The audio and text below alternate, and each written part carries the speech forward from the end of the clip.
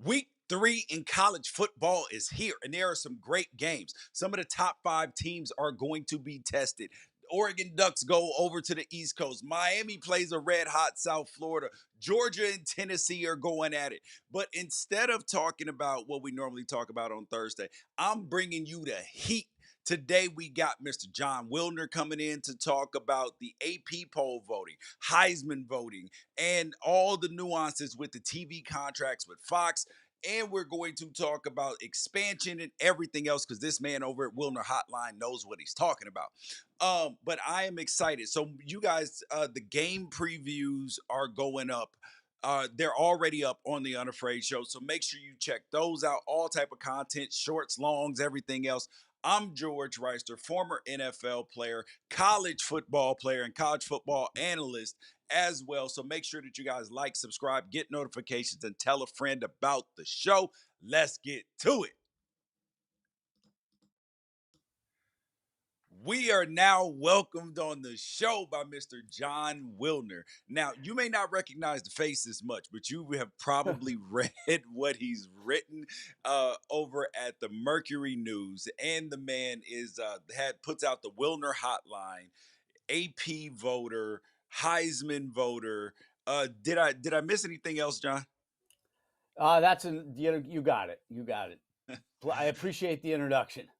Yeah. So, okay, we will start with the biggest news of the week. There have been a lot of people that have been critical of the AP poll and the voters because one particular voter voted Florida up 2 spots Yeah. and didn't put at South Florida in the on her ballot. So, before we get to that part of it, as an AP voter, can you talk about your process of how you go about, as a voter, like what is your job? What is your task as a voter?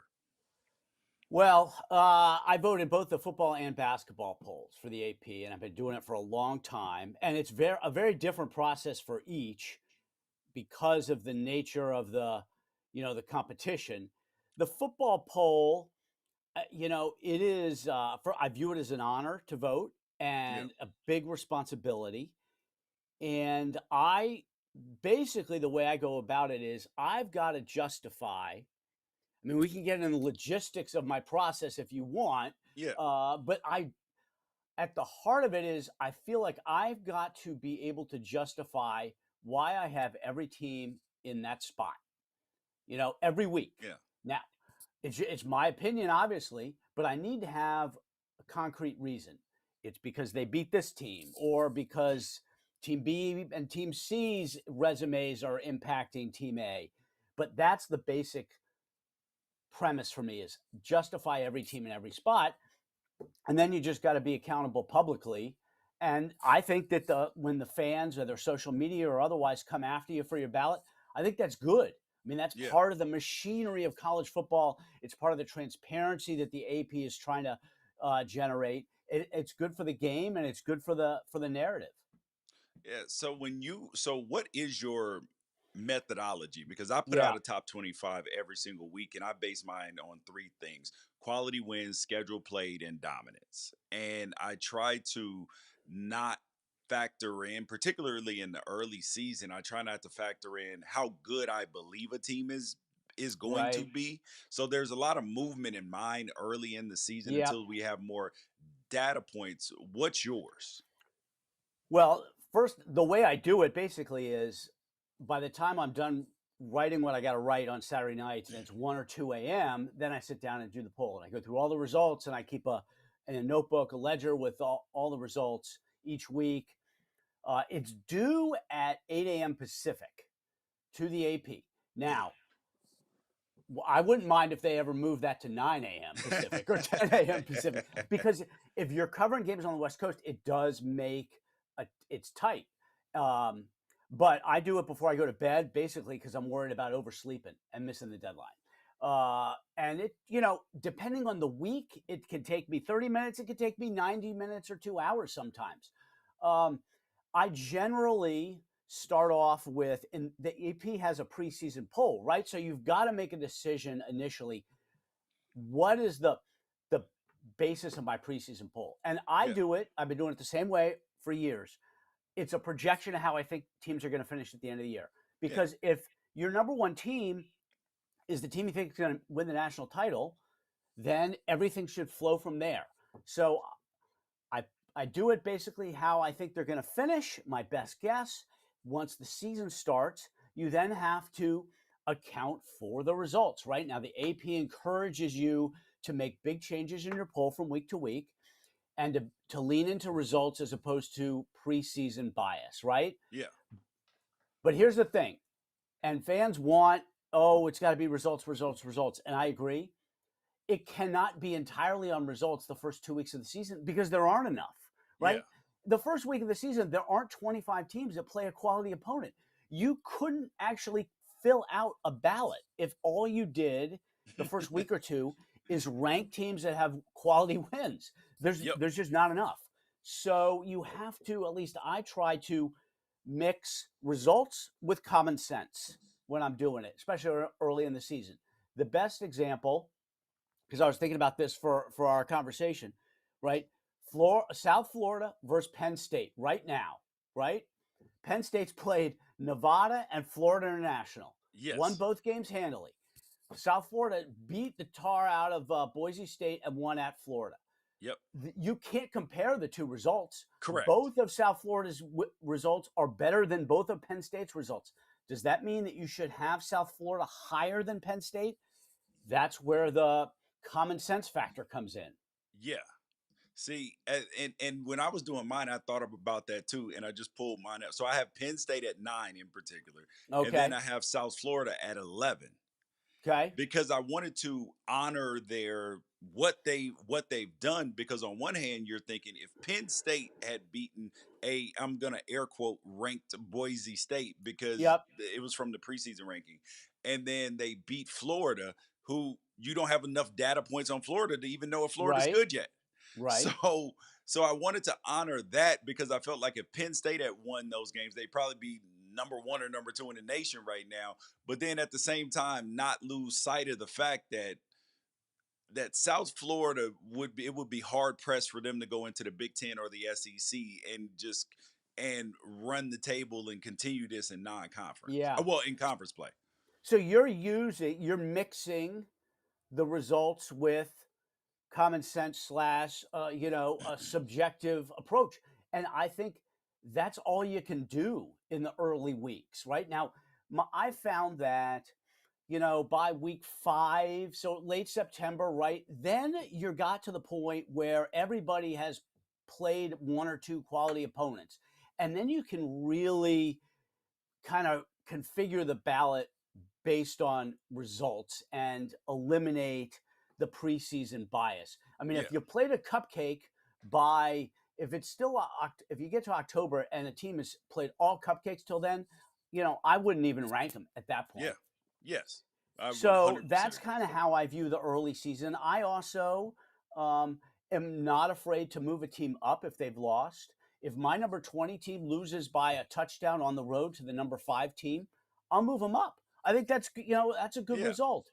I've sometimes moved teams down after wins. Yes. Other voters do it differently. There's some voters that will automatically move you up if you win and move you down if you lose. That's just how they prefer to do it. And the AP doesn't offer specific guidance other than using Mm. results. They purposefully leave it open to the 60, I think it's 65 voters this year. And we can get into that piece of it too. But they leave it open ended. You do it your way. They want everybody a difference of opinion, different processes. They don't want groupthink. Yeah. That's an important piece. They don't want groupthink. So before we get into the 65 voters, you mentioned that you are up late because you're on the West Coast. Yeah. So how about for East Coast voters? Because people on the West Coast have grunted and complained for years that people aren't watching, and Yep. like Christian McCaffrey, I thought he should have won the Heisman over Derrick Henry. And but he wasn't seen with so many late games. So do you believe, or is it possible, I should say, that sometimes even with AP poll voting, that people on the East Coast are going to sleep and aren't seeing, USC or Oregon or Washington or Yeah. Boise State or whoever else. Oh, I think sure, absolutely. But here's another important piece of it. The AP does not expect the voters to see every game. You can't see every game. I couldn't see every game if I had four screens on my TV and was watching for 12 hours. There's too many games, right? They figure that enough of the voters are seeing enough of the games that it will, in totality, provide a representative view of what's going on nationally. They don't expect that I'm going to see every ACC team play every week. They just Yeah. don't. That's part of the deal. That's why they have 65. They distribute the ballots based on the number of FBS teams in each state. If you've got, I think it's 4 or more FBS teams in a state, then that state gets either 3 or 4 votes. If it's, 2 FBS teams, that state gets 1 or 2 votes. Basically, they want it weighted based on where the teams are, which is smart. And then it's up to the AP, either sports bureau chief or a representative of the AP in each state to reach out to find the voters. But it is geographically distributed in a way that represents basically the cross section of FBS. And so how do you become an AP voter? Because I thought it was, and this is, I guess, foolish of me. Initially, I thought that it was pretty much all writers, or they all were writers. And then I looked up and I saw that Kevin Carter had a vote, and I was like, "Yo, that's dope." And then I put that on my bucket list. I was like, "Yo, Yeah, I want an AP. But if Kevin Carter can get an AP vote, man, that I had to block when he was with the Tennessee right. Titans, and he does a great job on television with CBS." I was like, yeah, these are goals. Well, I mean, sure, they're TV people. I mean, Reese Davis has a vote. Yeah, true. Yeah, So it used to be it was all writers because that's all anybody did in the media, right? There was no internet. So it's just the AP person. Like for me, the AP sports person who's based in the Bay Area has asked me if he asked me every year, Josh Dubow, if I want to vote, and I say sure, I'm honored, thank you. Same with basketball. In LA, it would be whoever works for the AP LA bureau reaching out to people that they think are following it closely, working for an established news agency, and that's how they go from there. I don't know if that's the same way in every state, but I know yeah. that's how it works in California. Okay. Now, of the 65 voters, and now I love that they publish all the votes for all the people, because Yes, it just makes fun conversation. It's like a way to check your work, and for just sure. It's a way to see, be held accountable. Great. yeah. It's great. And do you ever look at the votes and you're like, how did you vote that? How did I? You mean do I No, no, second no, guess no, my no, no, own? no, Oh, no, other no. voters? Yes. No, no, I never even look at it. I fill out my ballot on Saturday night. The AP has a platform.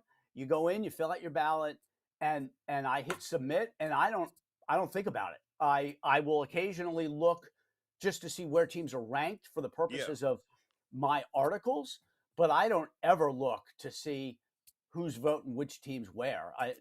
I never do that. Now, I am aware like Reddit publishes that big grid with Yeah.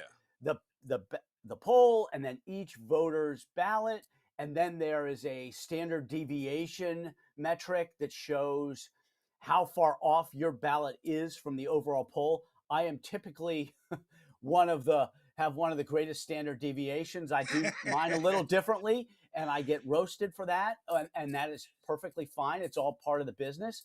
But again, I would urge people who are watching and who follow the AP poll to remember that the AP doesn't want groupthink.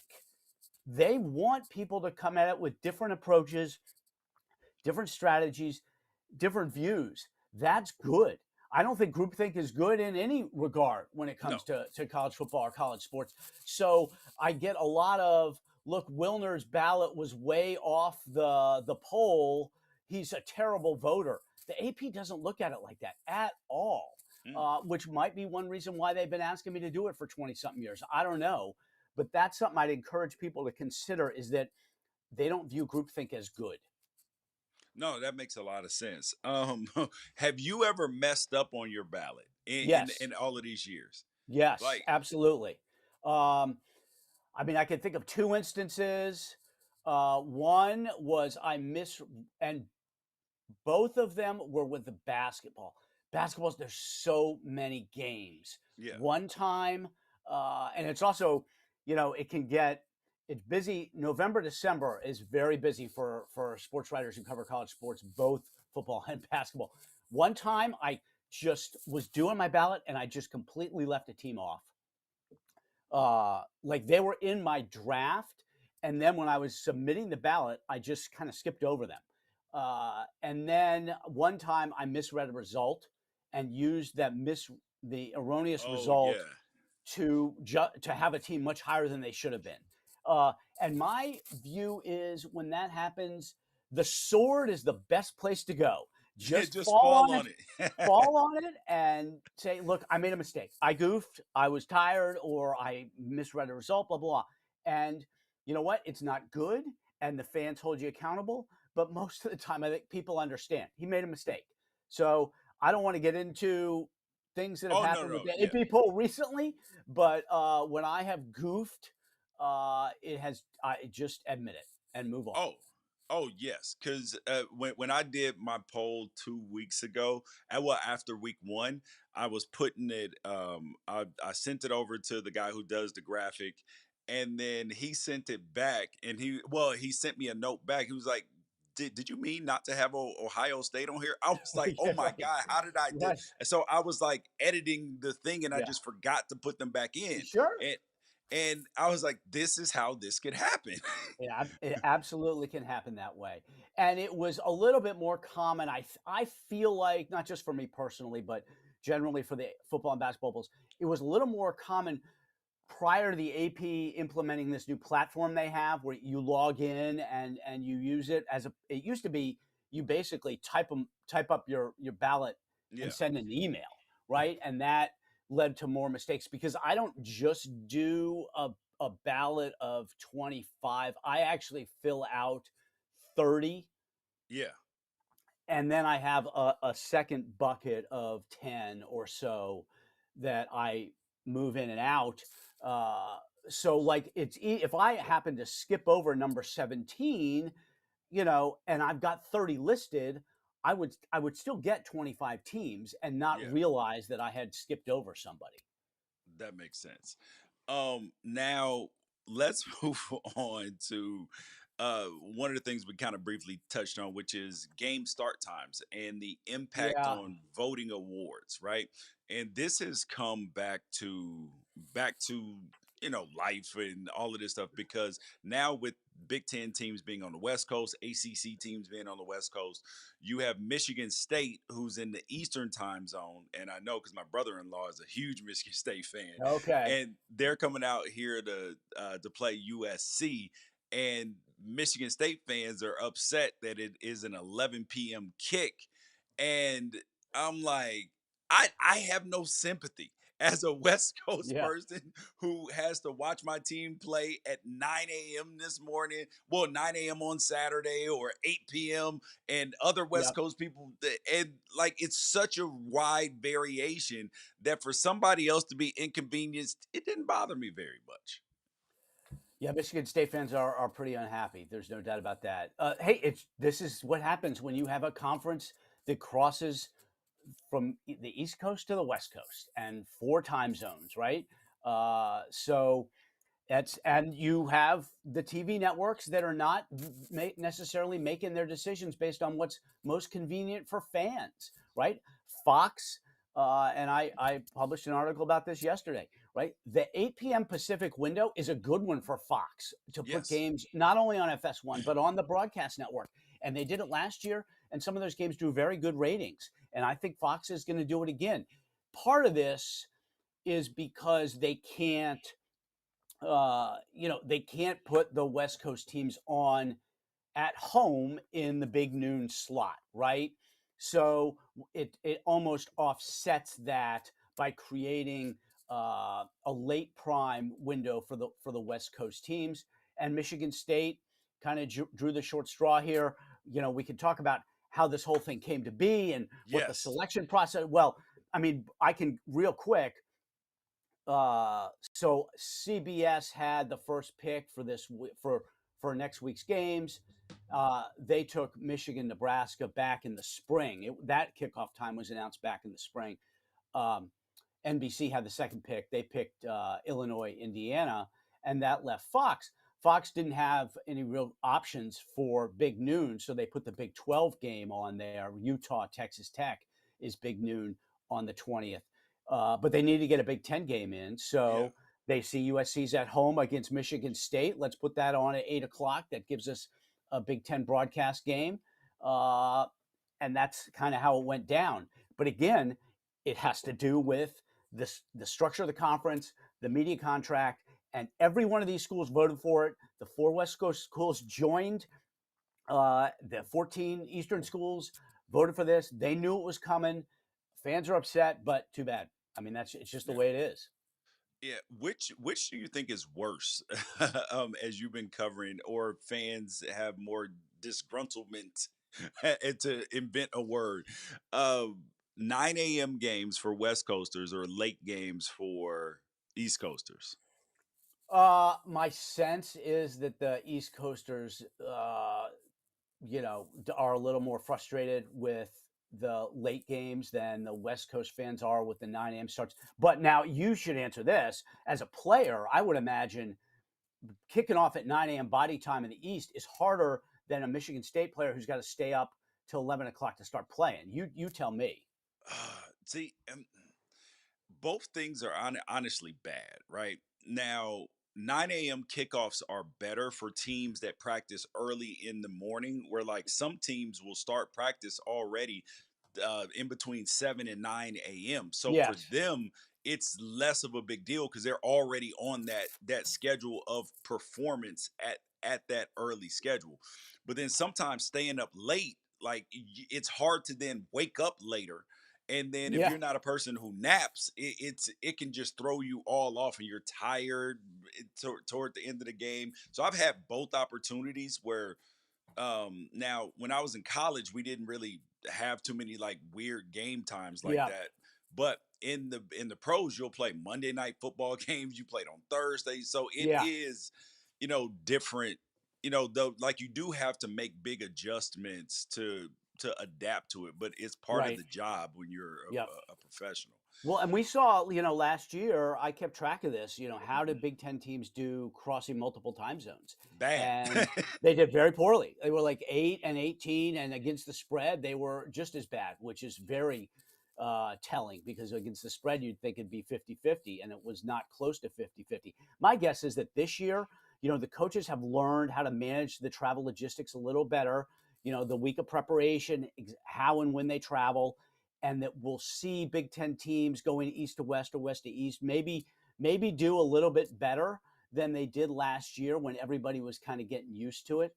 But we'll see. So how about the frustration that some fans have about saying, well, they were Michigan State fans where they would say you would never make Ohio State do that, or but you would have USC, UCLA, Washington, or Oregon go play a 9 a.m. game in Columbus or in Ann Arbor. So do you believe that there's any truth to that? Well, certainly Ohio State and Michigan can tell the Big Ten to go pound sand if they want. There's no doubt about that, and that's the way it works. And the similar thing's going to be true in the SEC. I don't think we'll ever see Ohio State or Michigan having to deal with a late game on the West Coast, right? That's just not going to happen. They're not going to put up with it, and they've kind of earned the right to dictate.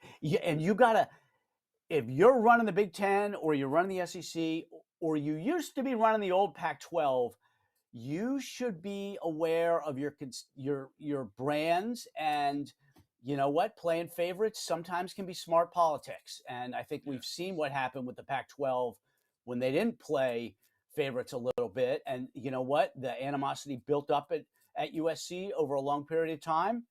And so they were open to picking up the phone when somebody called them a couple years ago. It is interesting, though, that USC and UCLA. Oh, we go to the Big Ten. We're not gonna have to play at night. They. I don't know why they believe that. I don't know why they believe that either. Absolutely not. You opened up a new TV window, so of course they're gonna be like, "Ooh, yes, we got PM games, buddy." No, but Michigan and Ohio State, they're not going to end up having to face some of the same logistical challenges that the other schools are, and that's just the way of the world. Is that smart business for conferences? Because like SEC fans have been complaining, Oklahoma fans have been complaining about the easy conference games that Texas has gotten in the last 2 years compared Texas to got Oklahoma. it good. They got it good. Yeah, so is it smart for conferences to then craft their schedules to make sure that because you usually have a pretty good idea of which teams from year to year are going to be very good and not put them in too many disadvantageous, Right. 3-week stretches. Yeah, I think that there's certainly some care taken on that. To a certain extent, you can't control it because the rotation of games, everybody's eventually going to have to play everybody else in a certain period of time. But certainly, not, Alabama, I believe the story is, and fans could go back and look, right when they lost at A&M with Sumlin and Manziel. I want to say that was either their third road game in 4 weeks or it was a back-to-back road game situation, and that never happened again to Alabama under Nick Saban. They voiced some concerns, and the SEC made a change. So that kind of thing does happen where you maybe make sure that your big brands are not facing a competitive disadvantage. I think it's smart. The Pac-12 screwed itself for years because of the way they scheduled, and they with no concern for the competitive balance or playing a road game on a Saturday and then a road game on a Friday. The conference knocked itself out of the playoff race one year because it kept scheduling teams to everybody. Yeah, it was just dumb. Right. So there is a lot of work put into those schedules for every conference. And there's some care taken. I mean, there's an old story, Jim Delaney, when he was running the Big Ten for a long time, where, they'd have policy questions or NCAA issues, and he needed to, know what to do and how to represent the Big Ten. And so the story is, he'd call, even once Penn State was in there, he'd call 9 schools, say, "Oh, what do you think we should do about this?" "Okay, I appreciate your input." And then at the end, he just called Michigan and Ohio State and asked them what they wanted to do, and that's what he would do. And you know what? He ran a pretty successful conference for a long time. Yeah, how close do you because you have followed conference realignment with the Pac-12, and obviously being that you cover teams in the Big 12, the Big 10, and the Mountain West schools, how close are we to having another round of expansion or contraction in conferences, or what Tyrone Willingham, Tyrone Whittingham over there at Kyle Whittingham. yeah, exactly.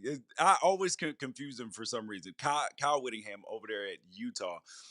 He said he believes that we're about 5 years away from a super conference. So, which do you think is true, or do you believe any of this? Well, I certainly think that 2030 to 2032 or 3 is the window. That's the rupture point, right? Because all the contracts that are holding college sports together basically expire in that window with the Big 10 in 2030, the Big 12 in 2031, playoff and March Madness in 32, SEC in 34, and the ACC grant of rights change in 2030, right? That all suggests that somewhere in the first few years of the next decade, there's going to be major change. But everybody should have learned by now that the background discussions, the foundation for the major changes happen before the clock strikes 12. So my sense is that probably in 27, 28, you're going to start to have very private but very intense discussions about what's going to happen in the next era. Certainly the Super League is a possible outcome. The thing about the Super League, though, is that everybody forgets is because of those TV contracts, it's going to be hard to create a Super League until you have a coterminous expiration date. The Big Ten and the ACC, the Big 12, the SEC, their media rights all have to expire at a certain point in order for the teams to actually join a Super League. So I think that if that happens, that's not till the mid 2030s. Super League, I don't think can happen early 2030s because of the current media rights deals. Yeah, well, I'm of the opinion that college football will be better off, and college sports in general, if there is one entity to for the players to negotiate with and have collective bargaining. I think that you'll stop a lot of the lawsuits. You will have more the air quote parity that you Yeah. desire when everybody is operating under the same set of rules, and the conferences will all make more money together if they negotiate their rights together, but then Yes. that involves giving up power. That's exactly right. Why would the Big Ten and the SEC do that? Right. Their goal is not absolute cash. The most that they can get, it's relative cash. It's having a lot more than everybody else. Right. They Yes. would much rather have uh, $500 million disparity than having everybody got $1 billion. Right. That's the thing. So there's really two issues. There's the collective bargaining to get the portal and everything else reined in, and the calendar, which collective bargaining requires a union. Union requires employment. At least that's what sports law experts have told me. I don't know that we're going to get there anytime soon. We'll see what happens in Congress the next year or two. And then there's the actual power within college sports, a commissioner, a single body that's governing everything. I just don't know why the SEC and Big Ten would agree to that. They would give up their advantage, and why would they Yeah. give up their advantage? And that's honestly frustrating for me as a college football fan, like somebody who loves college football to my core, right? And I've had this discussion with people, and they've said, "Well, George, you know that," and everybody knows I went to Oregon, and they're one of the halves right now, right?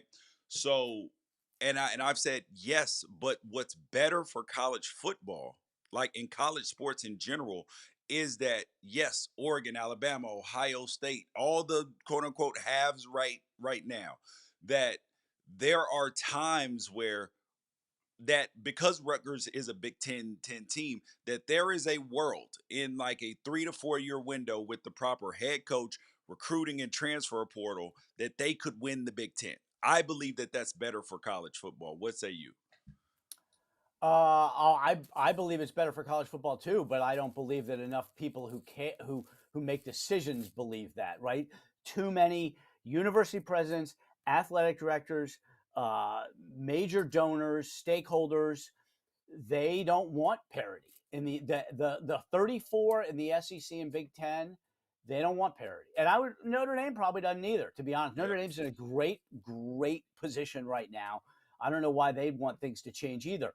Now, so that's where you get the, you know, Cody Campbell, the Texas Tech billionaire, who's trying to create Yep. a structure where there's balance and where the Olympic sports are supported and all that. SEC and Big Ten, they don't want to do that. They don't No. want that at all. And I don't blame them. If I was paying the bills at those schools, I would want to have a competitive and financial advantage as well. The competition thing can't be overlooked, as in all the discussions about the money itself. Winning matters. Yep. And you could argue that one of the problems with a super league is that some of those teams are going to be under 500 in a super league. It's like the NFL, right? I mean, the Cowboys aren't always above 500, Yep. and Alabama wouldn't necessarily always be above 500 in a super league if there's 32 or 42 teams. And so you do wonder, how would that go over in Austin or Tuscaloosa if the team's not very good? Yeah, but isn't there a possible inflection point where because and I know that the argument that people have made against me is that It's because I say that people are going to grow tired of never having a chance, and they are saying, "Well, Rutgers has never had a chance. It's always been like that." But then my retort to that is, "Okay, you are 100% right, but we are in a different part. It is a different time. It is a different era. People's attention spans are different. That the economy of attention it requires hope to be present.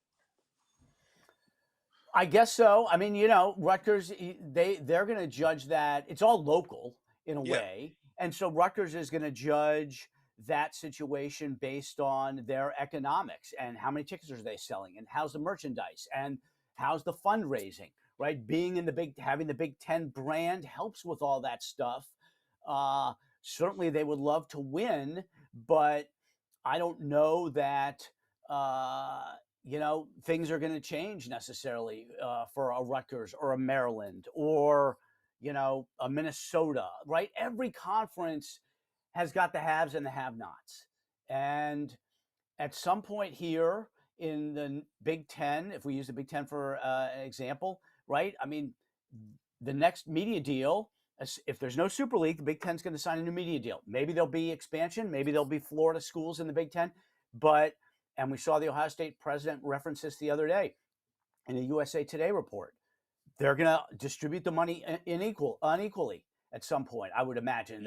Everybody's going to adopt what the ACC's got, which is part of your media money gets split evenly, and then there's a chunk that's based on competitive success, TV ratings, all that kind of thing. And that's going to make it harder and harder for a Rutgers or a Maryland or Yep. a Minnesota in the New World Order. But what's the choice? Because if Ohio State says we're done sharing equally, well, Ohio State's got leverage, and Michigan and Penn State have leverage. So the other schools are going to have to just accept it. Same thing in the SEC with Texas and Georgia and Alabama. They're going to be able to dictate what's going on to Mississippi State and South Carolina. Yeah. We got two more things before we get you out of here, John. You are a Heisman voter. Yes. And how so no, number one, how long have you been voting for the Heisman? I want to say about 15 years. Okay. I think it is. What is your philosophy on the Heisman? Because since you and that time frame matters because over the last 15 years, like it's become even more of a quarterback award than it Yeah. was compared to when it was more of a running back award and the occasional. But in the last couple of years, we have seen Travis Hunter win. We saw Devonta Smith win Yep. as well. So are things changing with the Heisman, or and how did we get to the quarterback award when everybody watching can see that they're not always the best player on their team? That's true, but they're often on the highlights, and the highlights have a big influence. The highlight shows have a big influence on the Heisman because, again, you can't see your voter in Florida or your voter in Idaho. You can't see everybody, but you see the highlight shows. Yeah. I think a lot of it has to do with the style of offense and the air raid and all the passing and the touchdowns and the yardage has put more emphasis on the quarterback position, right? Running backs. It used to be you had your Marcus Allen and your Barry Sanders and Yeah. your Eddie Georges and Ron that Danes and yeah, that position's just not as important anymore. Same thing in the NFL, right? NFL moves to all the rules are designed to help the quarterbacks and to score touchdowns because that helps fantasy interest. And in college football, I think the air raid has kind of skewed things towards the quarterback. It's not entirely a quarterback award, which is good. And the fact is that the runner-up last year, Ashton Genty, was a tailback. So I thought that was refreshing. I generally vote for the best player using competition, performance against competition as kind of the filter, right? yeah. I want to see how did you do against the best teams in the biggest games on your schedule. I don't really care if you throw 5 touchdowns against an FCS opponent, but Yep. if you have a great game in November and it means a conference title and the opponent is ranked, that matters a lot to me. Okay. So the Bo Nix, Michael Penix, Jaden Daniels year. Yeah, Where were you at on that? I Because voted for Penix. I voted for yeah, Penix. and I thought that that was fair, being that because if I were a voter that year, my vote would have been between the winner of the Pac-12 championship game, probably Yep. depending on how they played, Bo Nix and Penix, because I thought that Jaden Daniels, as spectacular as he was, a lot of those stats were piled up against FCS teams in bad competition. So, how much do you think winning and losing should factor into the Heisman Trophy? Because sometimes we'll see a spectacular performance. Like I thought that John Mateer should have been possibly a top 5 guy last year at Washington State just from what he was doing, but nobody really saw it. Right. Well, yeah, performance. I think that winning matters a lot. You know, you could argue that like John Mateer is there's a story like that with a defensive guy every year.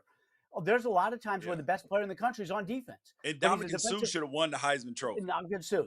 He's the best example. Manti Te'o, right? Yep. Those guys had transcendent years on defense, helping their teams win. But I think winning matters, and winning at a high level matters as well in big games. You know, Mateer, they ended up losing a couple of games against competition that wasn't great. I think that probably hurt Mateer, but it's so subjective. There are so few instances where it's black and white. It's the same with the AP poll. You know, and the Heisman, they're not telling everybody how to vote.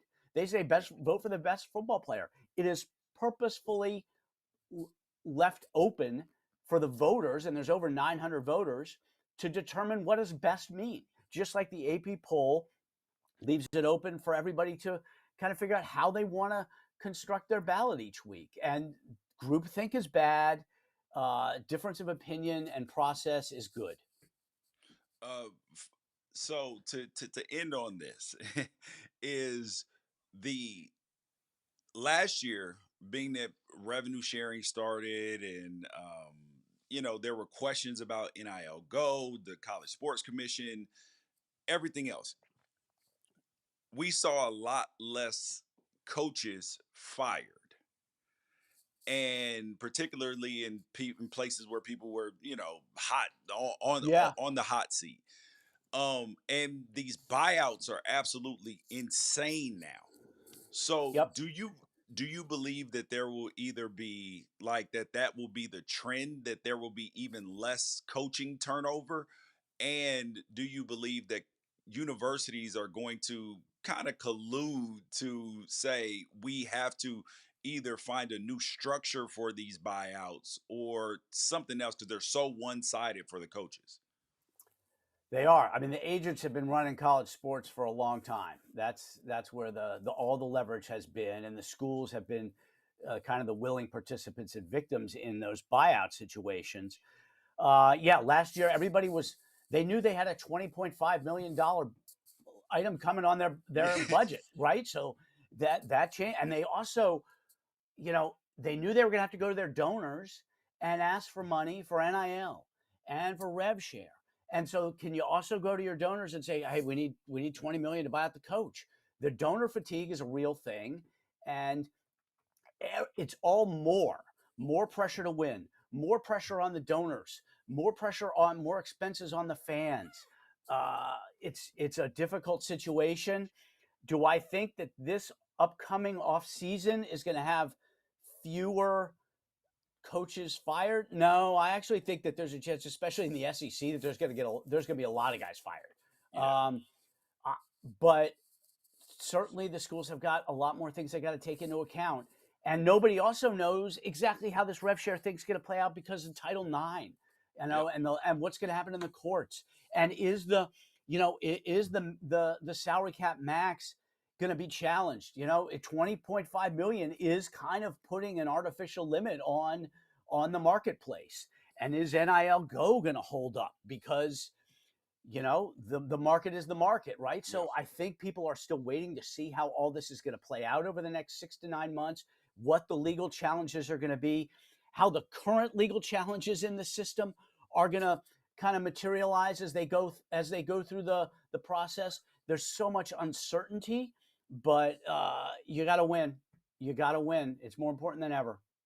All right, and on the way out, John, can you give us your who do you believe at this point are the 3 or 5 best teams if you had to bet your house would win the national championship this year? Win the title. Yeah. Oh, Penn State, Notre Dame, Ohio State. Haven't seen enough of Georgia. I would put LSU in there, and then maybe maybe Oregon. They would be up there. I'm not convinced Clemson should be ignored, especially because the ACC, they got an easier path to get in the Yeah. tournament. Yeah, I think it's. I don't know that I'd say it's 5. To me, it's still like 7 or 8. The thing Ooh. is, there's always only 7 or 8 schools. Yeah. A lot of teams can win that first round game in the playoffs and maybe even win that quarterfinal. But there's only 7 or 8 that are good enough to win the semifinal and the championship. That's where the path narrows considerably in the pool of potential champions. Is once you get to the semifinals, there are not many teams that can win those games. That reminds me of that ESPN commercial with Drew Brees. The gate is narrow. Yeah, it is. It is. Um, The quarterfinals and the semifinals, to me, are very different in what it takes to win. And you got to have the NFL linemen to win those semifinal games. 100%. And you guys, he is Mr. Jon Wilner, Wilner Hotline, Mercury News. You can find it all over the place. It's syndicated all over the place. John, is there anywhere else where people can I mean, find that's you, see your work? Wilner Hotline on X. Yeah. Podcast is Cansato and Wilner on YouTube and Apple.